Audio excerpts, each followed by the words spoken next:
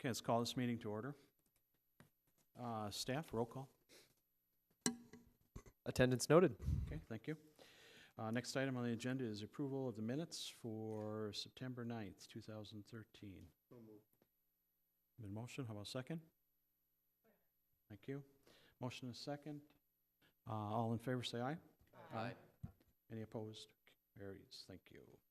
Okay, it's an opportunity for the citizens to come before the commission for any items not on the agenda. Seeing none, I guess we'll move on to the next item, which is our public hearings.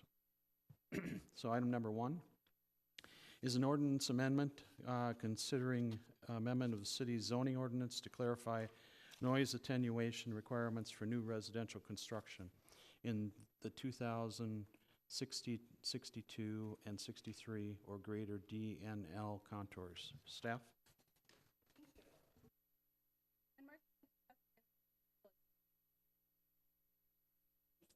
Needs for noise mitigation, but did not put undue burden on homeowners. And you'll remember that this is in reaction to the new north-south runway that was constructed at the airport.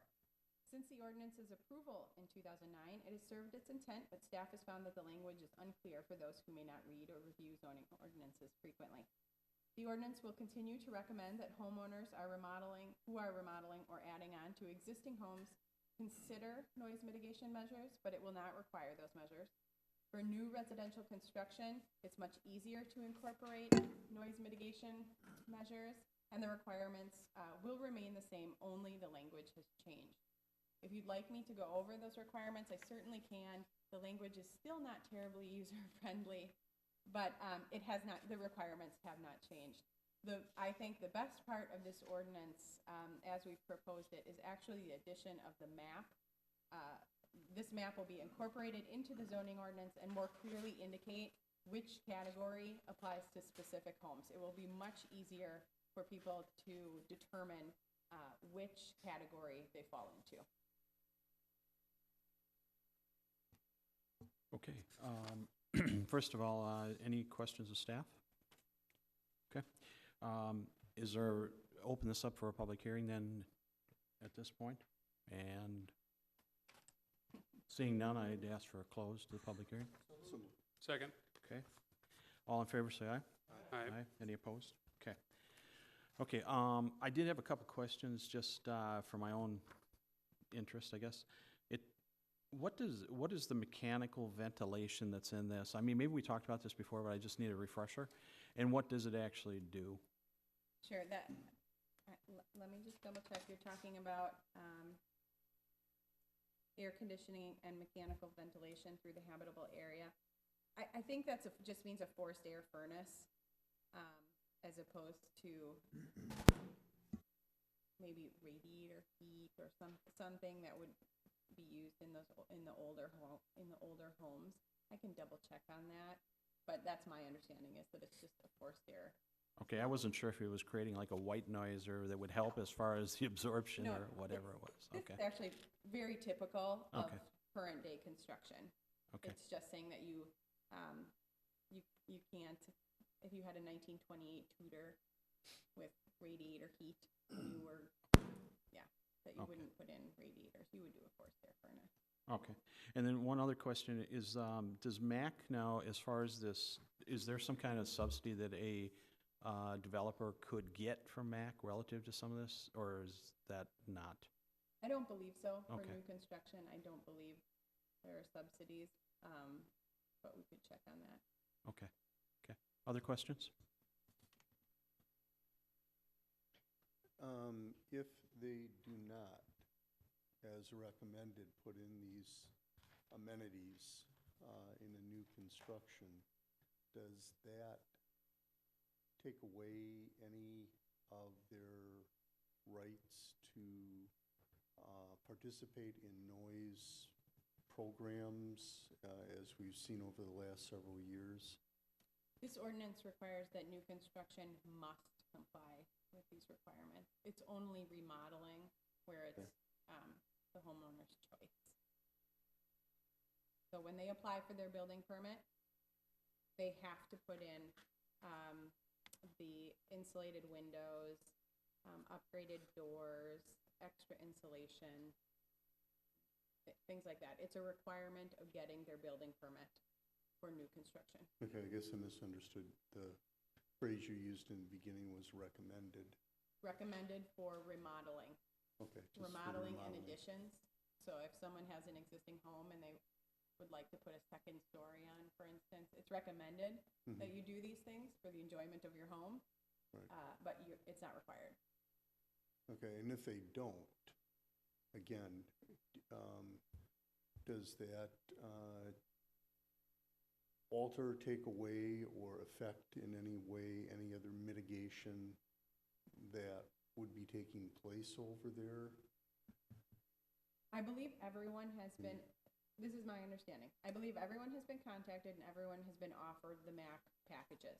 Okay, And so if you are putting an addition on your home, they're not gonna come back to you and be offering more because your home would have already been mitigated, or you would have said, I don't want that.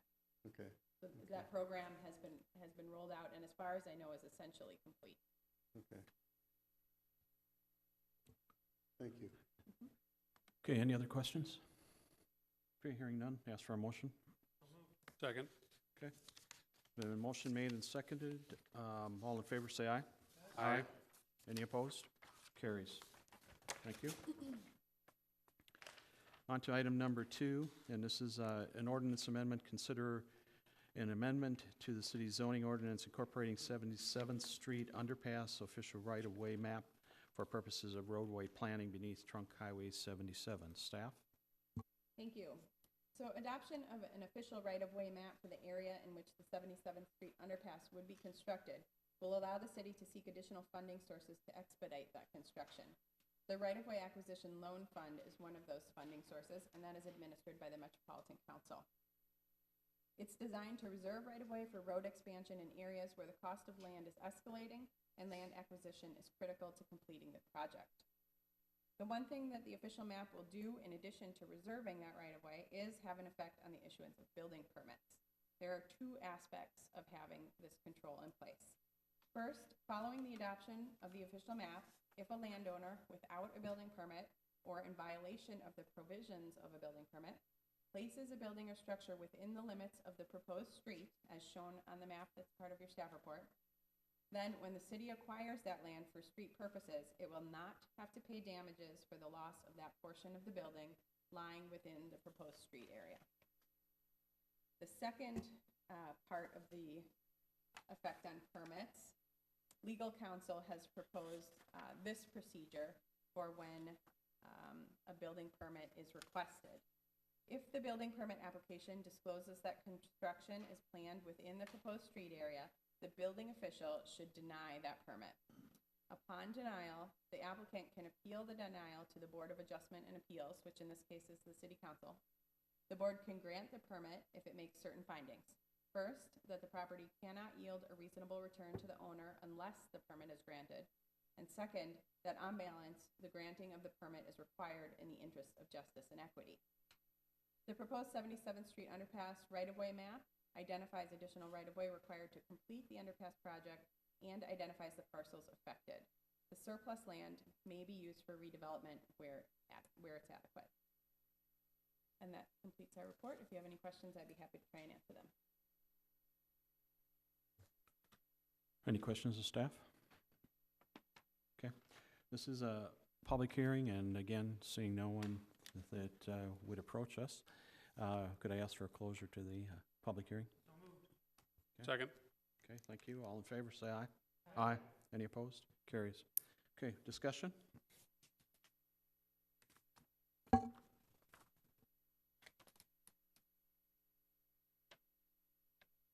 Okay, hearing none, I guess I'd ask for a motion to approve. So moved. Seconded. Okay, motion is second. Any discussion after that? Okay, hearing none, all in favor say aye. Aye. Any opposed? Carries. Thank you. Okay, the third item on the public hearings is a ordinance amendment. Consider amendment to the city's zoning ordinance to change the parking requirements for restaurants serving minimal alcohol that are located within shopping centers. Staff. Thank you. Parking requirements have been and will likely continue to be one of the more challenging regulatory items to contend with as the city works to find a balance between commercial and single-family interests. While staff will continue to evaluate parking requirements for various uses, for now, we are proposing this initial change related to restaurants located within shopping centers. Shopping centers require 3.5 to 4 parking spaces per 1,000 square feet of floor area. That depends on the total size of the shopping center. That parking requirement goes down as the parking center gets bigger. Parking for restaurants within these shopping centers is calculated separately at the same rate as standalone restaurants. That's at a higher rate, unless they meet a number of criteria. One of the triggers of the higher parking calculation is serving alcohol. Historically, alcohol sales were associated with traditional sit-down restaurants. In these cases, it was and is reasonable to require additional parking, given that the time an individual customer will spend at that restaurant is typically longer.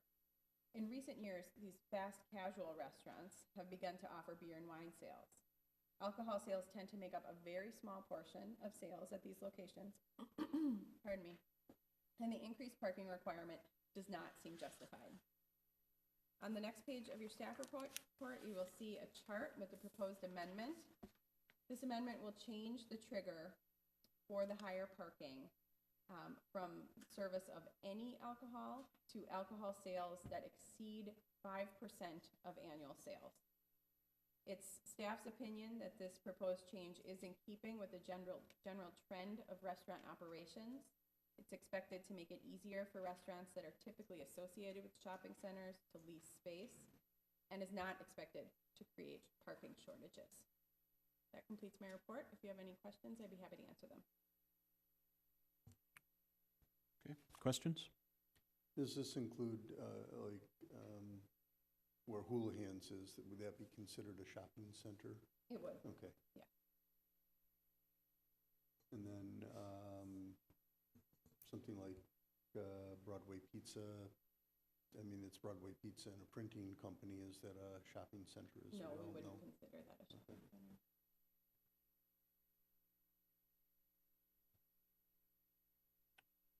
Okay, again, since there's no one here to really address the public hearing, could I ask for a motion to close? Second. Okay, all in favor say aye. Aye. Any opposed? Carries. Thank you.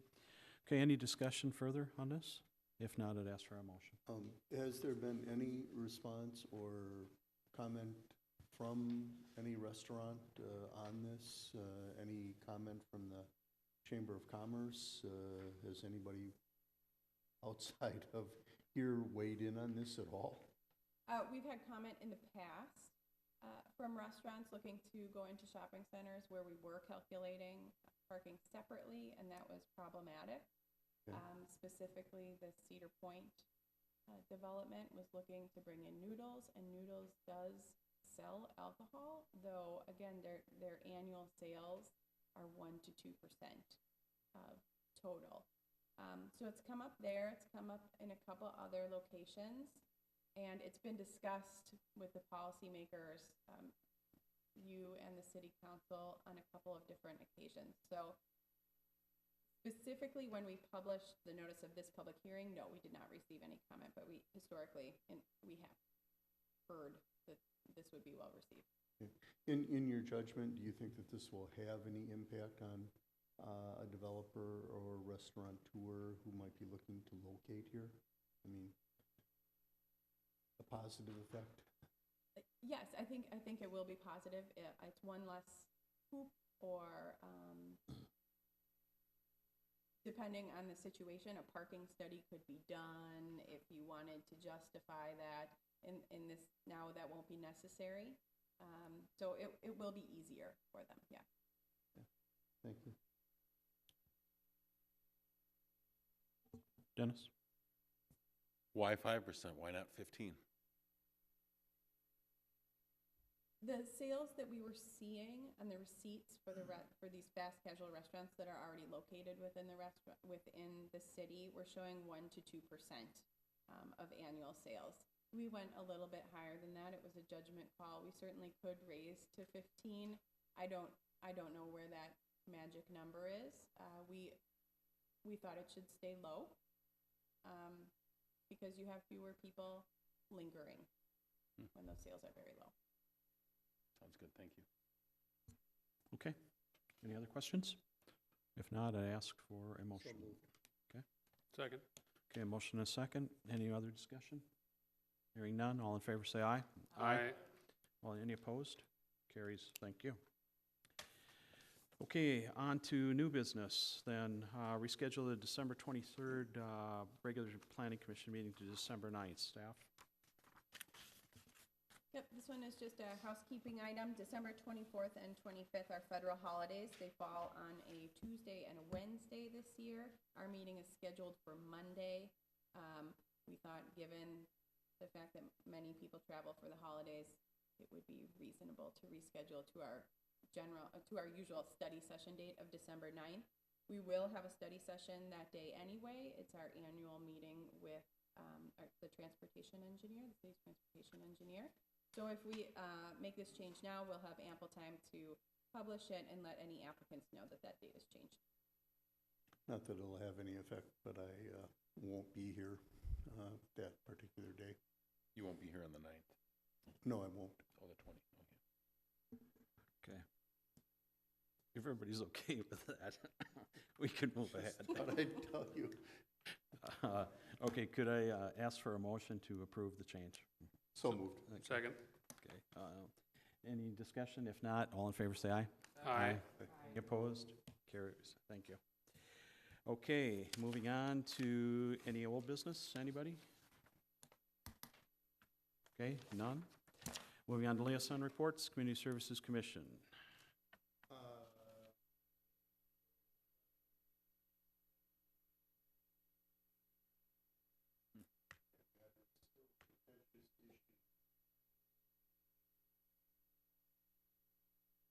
We're debating whether or not they should bring that forward to the city council. I imagine that it will be continued into their next meeting.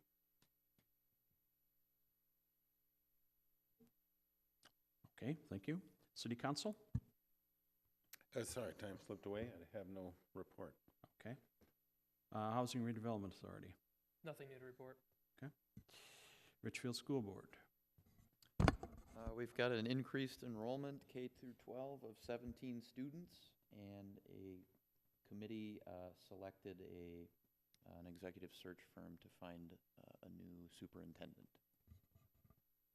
Okay, thank you. Transportation Commission? No report. Chamber of Commerce? No report. Anything else? Question. Can you give us any kind of an update on what might or might not be going into the Kmart site, or now the Lindale Station? We've heard, and I think there's been in the paper a couple of indications that there's some businesses slated for that. Right, so there are 3 tenants who have signed leases. One is Von Hansen's Meat Market. The other is Salon Centric. They are a company out of Cincinnati. They are expanding into the Minneapolis Twin Cities markets. They offer salon services and rent out individual suites. So higher end salon services. And then the third tenant is Firehouse. That's right. Firehouse Subs. They also are expanding significantly in this market. They are under construction now and hope to open in November. The remaining area in that building, Wellington Management toured the building with a high-end bike sales company from the East Coast who's looking to move into the Twin Cities market. That company was looking at 3 different sites. This was one of those 3, and I believe that would fill up that building. Okay. Has he made any then progress towards putting in the restaurant in the corner? Yes, they are working on that. They are actively seeking tenants now. They have interest from a couple that they have not named, but they have been in to talk to staff about moving forward and the procedure for doing that. Okay.